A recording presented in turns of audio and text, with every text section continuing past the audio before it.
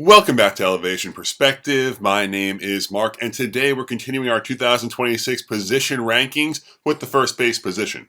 At number 10, Ben Rice of the New York Yankees. Getting our list started here with Ben Rice. Rice hit .255 with 26 home runs and an .836 OPS in 2025. But his advanced stats say he should have done significantly more damage. You can see here, he was in the 90th percentile or higher in basically every hitting metric you want to be in, while maintaining a very manageable 19% K rate. He was splitting time with Paul Goldschmidt in his first full season at the big league level. I think he's going to get a lot more opportunity in 2026, and if he's able to hit lefties at a respectable clip, he's going to have a monster year. I think Rice will be the second best offensive Yankee behind Aaron Judge. At number 9, Michael Busch of the Chicago Cubs. Michael Busch has a very similar profile to the number 10 player on this list, Ben Rice, but Busch proved the production over a calendar year. In 2025, Busch hit .261 with 34 home runs and an .866 OPS. Busch hit the ball very hard with a respectable 10% walk rate, giving him a very attractive offensive profile. Busch's biggest drawback is he was almost strictly a platoon bat, and when he did get the opportunity to play versus lefties, he hit .207 with a .642 OPS.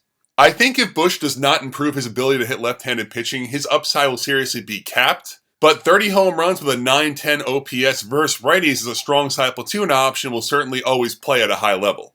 Number 8, Josh Naylor of the Seattle Mariners. Naylor is a little weird because he's always productive, but the shape of the production seems to drastically change from year to year. In 2025, Naylor decided he was a speedy average hitter when he hit .295 with 20 home runs and 30 stolen bases out of nowhere.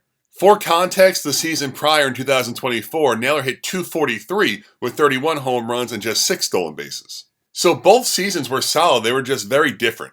He signed back with Seattle this offseason where he did have success in the second half of 2025 after being traded over, but he may see a slight dip in his numbers playing a full year with that tough offensive home ballpark. He's probably better off trying to replicate that high batting average 20-homer approach in Seattle instead of selling out for power.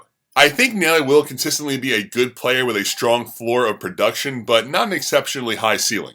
Number 7, Rafael Devers of the San Francisco Giants. Devers looks to be a primary first baseman for the first time in his career in 2026. He dabbled with the position last year. He looked really rough at the start of things, but multiple people have said he looked much better defensively as time went on. In 2025, split between the Red Sox and Giants, Devers hit .252 with 35 home runs and an .851 OPS. The average was much lower than we normally expect from Devers, but the power production was right where it usually is. Now the real test will be, can he maintain his elite level of offensive production playing half his games in Oracle Park? His splits are a tad alarming. He batted .272 with a .905 OPS with the Red Sox, then a .236 batting average and an .807 OPS with the Giants. He's basically trying to join Barry Bonds as one of the very few elite lefty bats in Giants history. I do think we're going to see a drop-off with Devers' numbers, but I don't expect him to crater. He will still be a very good player, maybe just not elite. Number 6, Freddie Freeman of the Los Angeles Dodgers. Freeman just doesn't stop hitting. Now at age 36, he's still putting up great numbers. In 2025, Freeman hit .295 with 24 home runs and an .869 OPS. There's not a whole lot more to say about Freeman, honestly. His upside is probably capped because of the Dodgers' motivations to load manage him and be extremely cautious with Freeman with the World Series aspirations in mind. But I'm just fully convinced at this point that Freeman will hit at a borderline elite level until he chooses to retire. Number 5, Bryce Harper of the Philadelphia Phillies. It's been a little bit of a weird offseason for Bryce. His own president of baseball operations, Dave Dombrowski, kind of called him out, questioning if he was still an elite player at his press conference. In 2025, Harper hit .261 with 27 home runs and an .844 OPS. Looking under the hood here to see if we can find a problem with Harper, he had a very similar approach and skill set that he's had the past handful of years prior, so it kind of feels like he just got unlucky in 2025. Harper is 33 years old now, so you do wonder when the real decline will start, but I'm not there yet with Bryce. I think he's got multiple big years left in him, and I fully expect him to bounce back in 2026 to that 30-plus home run, near 900 OPS bat we've seen him be throughout his career.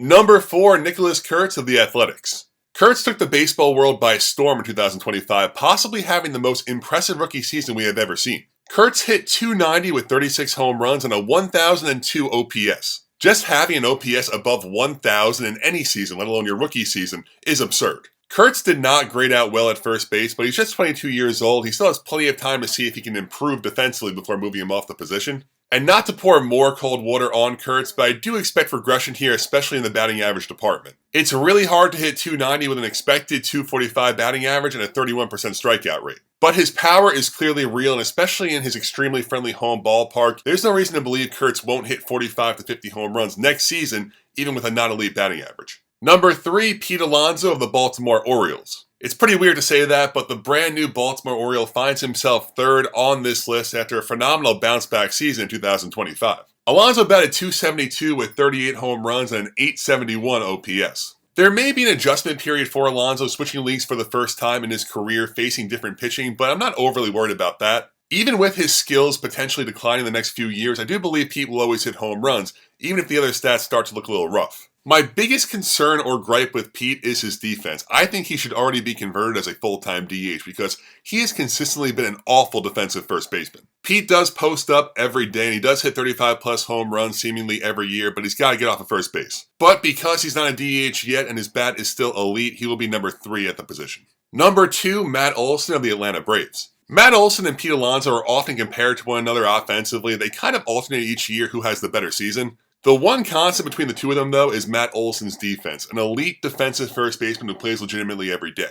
In 2025, Matt Olson hit .272 with 29 home runs and an .850 OPS. 29 home runs feels a little bit low for Olson, but he got his batting average up to .272 and had a .136 OPS plus, meaning he's 36% better than league average. We also saw 2 seasons ago in 2023, Olson hit 54 home runs. So he's kind of the best of both worlds here. He has this really strong floor of being an elite defensive 30-homer first baseman, but also has the upside of being able to hit 50-plus home runs. Olson is getting older now, and that 54-homer year is kind of an outlier in a weird Braves season, but I think he's going to age well, and I'm happy with him in the number 2 position. And at number 1, Vladimir Guerrero Jr. of the Toronto Blue Jays. This may be a tad controversial, but I think Vlad is just phenomenal. We saw him go absolutely nuclear in the Blue Jays playoff run where he hit .397 with 8 home runs. Of course, he's not that good over the course of a full season, but I do believe he should and he's going to be significantly better than the .292 batting average, 23 home runs, and .848 OPS he had in 2025. Vladdy's offensive profile is just so impressive. He hits the ball so incredibly hard while maintaining a 14% K rate and a 12% walk rate. I also believe he's a better fielder than he rates out as. He's done a very good job over the years losing weight and getting more athletic, and I think it shows in his defensive work.